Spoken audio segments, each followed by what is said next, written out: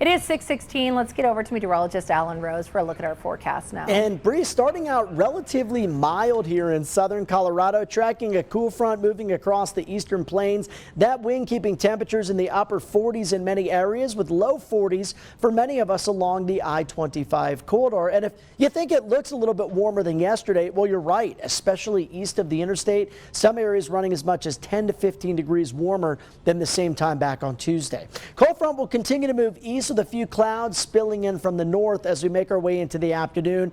The downslope wind, that Chinook pattern, is going to take over into the afternoon.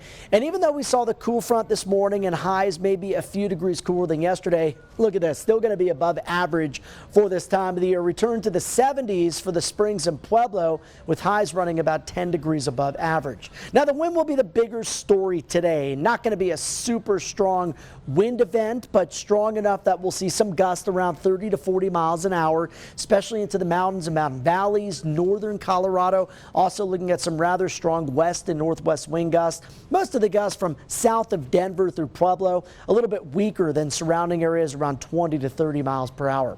So northeastern parts of the state, Huerfano County and the San Luis Valley, seeing that combo of that strong wind and the low humidity. These areas under a red flag warning from noon until 7 p.m. We'll see that fire danger threat back off a bit Thursday to Friday and then rise into the upcoming weekend. Saturday, we're at elevated levels. By Sunday, I think we could see some pockets of critical fire danger as gusts to close out the weekend could be stronger than 40 miles an hour.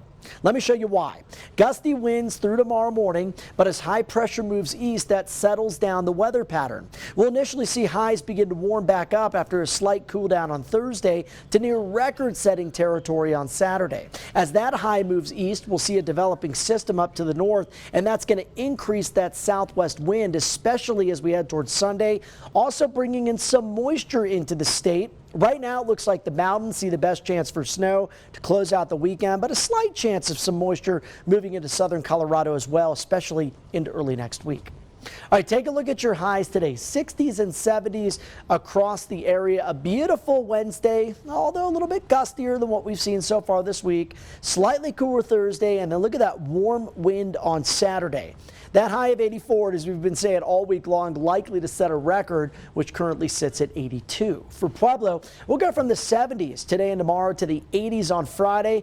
Our first 90-degree day of the year on Saturday, likely to break the record that sits at 90 as we'll top out around 91. For Canyon City, nice and pleasant Thursday and Friday, but feeling the heat this weekend, right? 87 degrees on Saturday, windy and warm on Sunday, ahead of some cooler 60s into early next week. And for Woodland Park, overall a fairly quiet pattern in terms of any incoming rain or snow. We'll see the wind today, more wind this weekend, and a chance for a few showers from Sunday night into the day on Monday. Time now, 6:19.